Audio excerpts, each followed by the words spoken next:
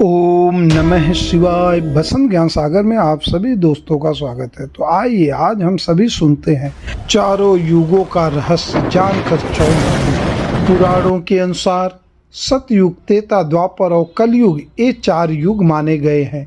पहले युग को सतयुग कहते हैं, दूसरे का नाम त्रेता है, तीसरे का नाम द्वापर है और अंतिम युग को कलयुग कहते हैं।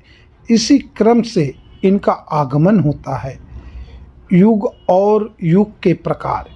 युग से तात्पर्य यह है कि एक निश्चित काल अवधि युग कहलाती है।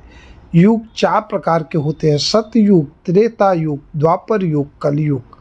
इन सब युगों का अपना अलग अलग महत्व है। इनकी समय और काल अवधि अलग अलग है। शास्त्रों के अनुसार हर युग में भगवान का जन्म होता है। सब युग एक जैसे ही होते हैं। सबसे पहले सतयुग होता है और वर्तमान समय में कलयुग का विस्तार है। आज हम आपको इस कहानी में बताएंगे चारों युगों के बारे में और मनुष्य एक युग में कितनी बार जन्म लेता है। सतयुग में सब देवताओं के समान थे। सतयुग में देवता, गंधर्व, राक्षस तथा सर्पों का भेद नहीं था। उस समय सब के सब देवताओं के समान स्वभाव वाले थे। सब प्रसन्न और धर्मनिष्ठ थे। इस युग में क्रय विक्रय और वेदों का विभाग नहीं था। ब्राह्मण, क्षत्रिय, वैश्य और शूद्र सभी अपने अपने कर्तव्य के पालन में तत्पर रहकर सदा भगवान की उपासना करते थे। सभी अपनी योग्यता के अनुसार तपस्या और ध्यान में लगे रहते थे। उनमें काम, क्रोध आदि दोष नहीं थे। सब लोग सम, दम आदि सद्गुणों में तत्पर थे। सबका मन धर्म साधना में लगा रहता था। किसी में ईर्ष्या तथा दूसरों के दोष देखने का स्वभाव नहीं था। सभी लोग दंभ और पाखंड से दूर रहते थे। सतयुग के सभी द्विसत्यवादी चारों आश्रमों के धर्म का पालन करने वाले, वेदाध्ययन संपन्न तथा संपूर्ण शास्त्रों के ज्ञान में निपुण थे।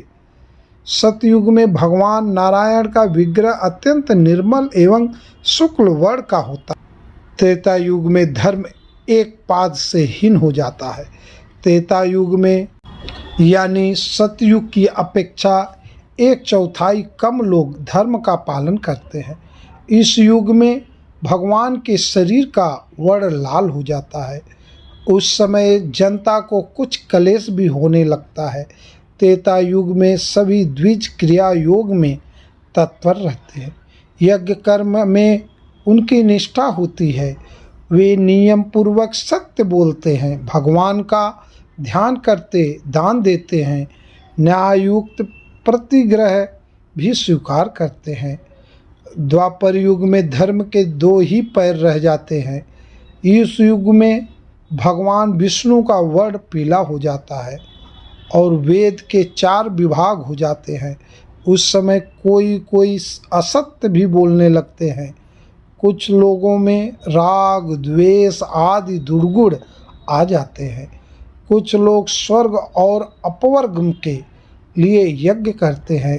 कोई धनादि की कामनाओं में आसक्त हो जाते हैं और कुछ लोगों का हृदय पाप से मलिन हो जाता है।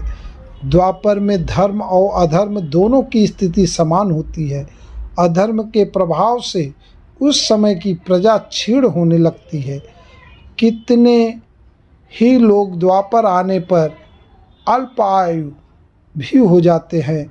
कुछ लोग दूसरों को पुण्य में तत्पर देखकर उनसे डाह करने लगते हैं। कलयुग आने पर धर्म एक ही पैर शेष रह जाता है।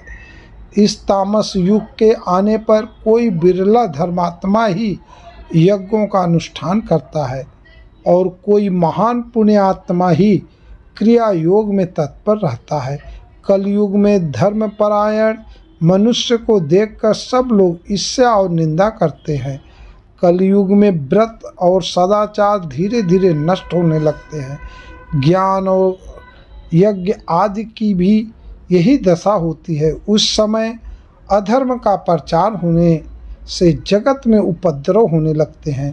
लोग दूसरों के दोष बताने वाले और स्वयं पाखंडपूर्ण आचरण में तत्पर होने लगते हैं। तो दोस्तों, ये थी हमारी 4 युगों के बारे में जानकारी। अगर आप सभी को अच्छी लगी हो तो हमारे वीडियो को लाइक, कमेंट बॉक्स में हर हर महादेव जरूर लिखें। हर हर महादेव।